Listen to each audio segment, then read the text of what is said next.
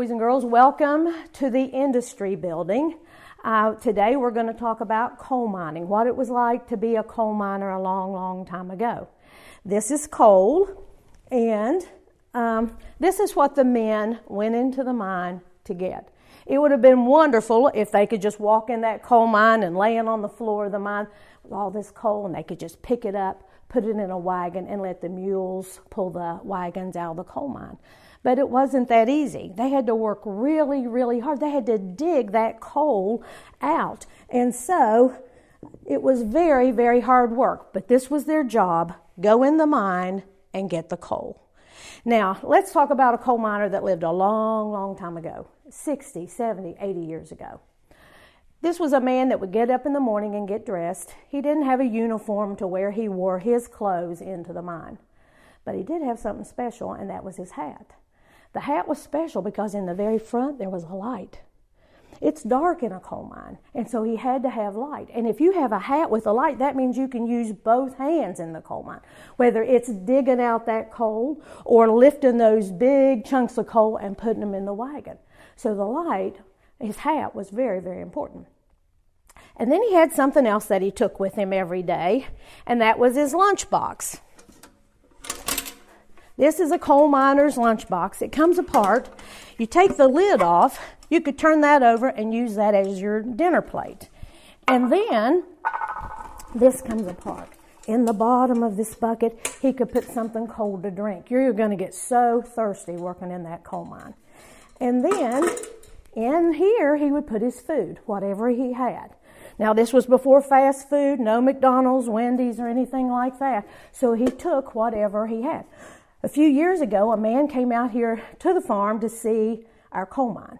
And he was probably 90 years old when I met him. He'd been a coal miner. He got so excited when he saw this bucket because he had a lunch bucket just like this. And you know what he told me he took in his lunch every day? Apple peelings. Not the apple. He said his wife peeled the apple and put the peelings in here, and that's what he took for his lunch. When he got home that night, he's probably going to have biscuits and fried apples. But for his lunch, he took apple peelings. So you took whatever you had. It goes all back together, and you put the lid on, and now he's ready to go to work. He gets to the coal mine, he goes in, he sets his lunch bucket down, and he starts to work. And he's digging away at that coal, and then when lunchtime comes, you don't get to leave the coal mine. No, there's your lunch right here. You just stop work, eat your lunch, right back on the job. Even if you need to go to the bathroom, you're not leaving that coal mine. There are abandoned areas in the mine. That's the bathroom. Then everybody back on the job. Nobody's leaving all day long. At the end of the day, he would come out of that coal mine. He would be covered in dust, coal dust. He'd go home and wash all that off, eat his dinner, fall in the bed exhausted, get up the next day, do the same thing all over again. Life was very hard for these coal miners. Boys, by the time they were in the 3rd grade, started working in the mines right along with the men. But coal miners were superstitious. They thought that if a girl went in the coal mine, that would bring them bad luck. So because they were superstitious, it kept the women out of the mines. Just the men and boys worked the mines. Now, in a few minutes, we're going to go in the coal mine. When we go in, there are 3 windows. I want you to look in each window, see what's going on, and then we'll come out over here at the exit, and then I'll need you to sit down, and we're going to talk about some of the things that you're going to see in that coal mine. But I got to tell you one more thing. These coal miners working in the coal mines, they couldn't go in there and stand up straight and tall and dig out that coal and lift that coal. No, you're squeezing into areas that are very small. So some of these men were sitting on the ground, some on their knees. Most worked stooped over all day long. We have some pictures up here. This is an old coal mine in West Virginia. And in one of the pictures, there's a coal miner, and he's laying on the floor of the coal mine, not taking a nap. That's the only way he can get to the coal, is lay down flat on the floor of that coal mine. So when you go in this coal mine, you can't go in standing up straight and tall either. When you start into the mine, you're going to see a tassel, a rope hanging down. When you see that rope, that means stuck. Get down. look in the first window, see what's going on. Then go to the next window, look in there and see what's going on, but don't stand up straight and tall because you'll bump your head. Go to the third window, look in there and see what's going on, but don't stand up straight and tall, you'll bump your head. And then when you start to come out of the coal mine, you're going to see another rope, another tassel. Wait until you go underneath that tassel. Then you can stand up straight and tall and just sit down, and we're going to talk about what you see. Are you ready to go in the mine? All right, single file, straight line. Let's head into the coal mine. All right, let's go in the coal mine. All right, we're going to go right in here. Be sure and watch your head, and then look in each window because we're going to talk about some of these things.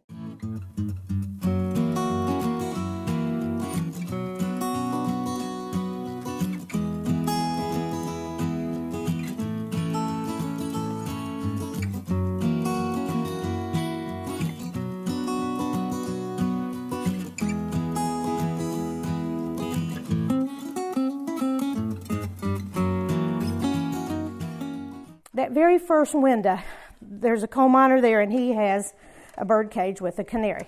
Now, canaries are teeny tiny birds. They love to sing. And so now here's this coal miner. He's going in the coal mine. He's got his hat on. He's got his lunch, and now he's got a bird cage. He goes in. He sets the lunch down, puts the canary down, and he starts to work. Now, everything's going fine. He's digging away at that coal, and the canary's singing, and everything's just fine until that canary stops singing. When that canary stops singing, that coal miner knows, get out. Get out of the coal mine right now, because poison gas is coming into the mine. It would be wonderful if poison gas was red, green, blue, yellow. You could see it, or even if you could smell it, that would help, but you can't. And a long, long time ago, this was their alarm system. This was all they had, the canary. Now, another animal friend to the coal miner, mice and rats. Mice and rats, they're always in coal mines in a lot of the abandoned areas. So now here's this coal miner. He's working away. The canary's singing. Everything's going just fine. And then he hears running. Run, run, run, run, run. Mice, rats, running in the coal mine. And that coal miner knows, get out. Not because of poison gas, the canary's just fine. But mice and rats, they can tell, they can sense. Maybe the earth just barely shakes, just a little tremor. That could mean that coal mine's getting ready to collapse, a cave-in. And if the mice and rats are running and trying to get out of the coal mine, that coal miner knew he better be right behind them. And so those were the alarm systems they had a long, long time ago. That was it. Another thing with the coal miners, they didn't own the coal mine. And so a company owned the mine. And so sometimes the company would build little houses, and a coal miner's family could live in that house. And it would be like it would be like a camp. And so you and your family might live in one house. Right next door, there'd be another house. On and on and on. So all the coal miners and their family had a place to live. You didn't live there for free. You had to pay the coal company rent to live in that house. And then the coal company, they had a doctor. You probably wouldn't have been able to afford a doctor anyway, but in the coal camp, everybody in the family saw this doctor. Remember I told you earlier about the coal miner coming out of the coal mine covered in dust, going home and washing all that off? Well, that was great, but you know what? Every day when he was washing all that dust off, he'd been breathing all that dust in. Coal miners got something called black lung, all that dust on their lungs. And so maybe this coal miner, he would go to the company doctor and he would give him some medicine and he would try to help him. But this was long before you didn't have sick days, days off, anything like that.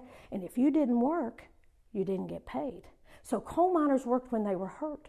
Coal miners worked when they were sick. Because how long do you think they're going to let you live in that house with your family if you're not even working in the coal mines? You're just there in the house. And so they would work even when they were sick. So now you've got the coal company owns the house that you live in. They have a doctor that you will see. And then they had a store, a company store. Who do you think set the prices at the company store? Yeah, the coal company. So if they wanted to charge just a little bit more, they could, because you have to eat. You have to live. And so, one more thing. A lot of these coal miners in these mining camps, they did not get paid in real money. They got paid in special money called scrip. And in our case here, we have a whole display of scrip. Now, the thing about scrip, it was only good at one store, the company store. The company store where you lived, where you worked. Maybe you had relatives and you went to visit them and they were in a mining camp somewhere else. Your money's no good there. Your script's not any good. And so it was hard for coal miners to save, to get ahead, all those kinds of things. So many years went by. And in West Virginia, they called them wars, mining wars. Coal miners started fighting with these owners and operators because they didn't like how things were. And so after many, many years, things began to change. Today, we'd probably say it's 100% better than it was years ago. Today, you can live wherever you want to live and be a coal miner. You can shop wherever you want to shop, see any doctor you want to see, and you get paid with real money. So all of that's changed. Today, third and fourth grade boys, they don't work in coal mines. There are laws against that. But ladies, if someday after you finish school you want to be a coal miner, there are ladies that work in the coal mines today. Today they don't have to take in the canary or listen for the mice and rats. The coal mine, there are alarm systems in the coal mine. And today, instead of wearing their own clothes, they have a nice uniform like this guy right here. Now notice he still has a hat with a light. It's still dark in the coal mine. But look, he has goggles for safety glasses. He has earplugs. And then he has this really cool belt. And he can hang so many things on that belt to keep him safe in the coal mine. One of the things that a coal miner, part of his uniform every day, have you ever been to the doctor or the dentist and he has that mask over his face? Coal miners are supposed to wear a mask just like that. That's to keep them from breathing that dust in and getting black lung. And then he has another mask that is very special because it has air, good air in it. So let's say he's working in the coal mines, the alarm sounds, beep, beep, beep, beep, beep. Uh-oh, poison gas in the coal mine. He can get his good mask out, put it on, breathe the good air, and hopefully get out of the coal mine. But what if he's on his way out and he's breathing the good air? Uh-oh, it's blocked. There's been some kind of an explosion or something and he can't get out. In coal mines today, they have safety stations. It's like a giant camper or a trailer, and they put it in the coal mine and they just leave it there. So there might be a trailer over here, and maybe if there are coal miners working way on back, there'd be another camper, a trailer, or safety station there. So now when the alarm sounds, beep, beep, beep, beep, beep, get the mask, put it on, breathe the good air. Uh-oh, I can't get out. But I can climb inside that safety station and close the doors. It'll hold about 12 to 14 people, so hopefully you're not going to be in there by yourself. And then inside that safety station, good air to breathe, water to drink, food to eat, and even a bathroom. Because you can stay inside that safety station for several days and wait to be rescued. Can't open the doors and go back out, but you can stay inside and wait to be rescued.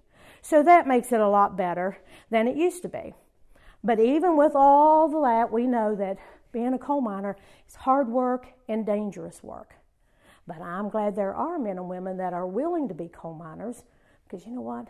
I like the lights on in here, and the energy we get from coal keeps those lights on. Now we're going to go back in the coal mine one more time. This time we're going to go in and you're going to sit down. And then I want you to take your hand and just put it out in front of you just like this. Not up against your nose, just out like this. And then when everybody's ready, I'm going to turn off the light. I just turn it off and then right back on. But that way you can see how dark it would be in that coal mine if the light goes out.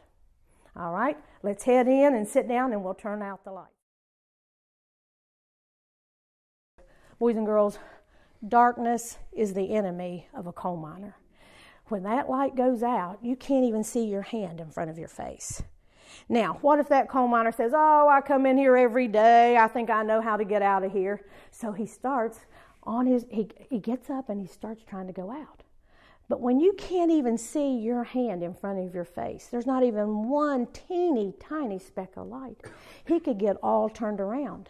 And instead of going out of the coal mine, he could be going deeper in the mine. He doesn't know what's back in there. It could drop off. There could be water back in. Who knows? And so if he had a lantern, he would light that. If not, he would stay right there and wait to be rescued by other coal miners with light, because darkness was his enemy.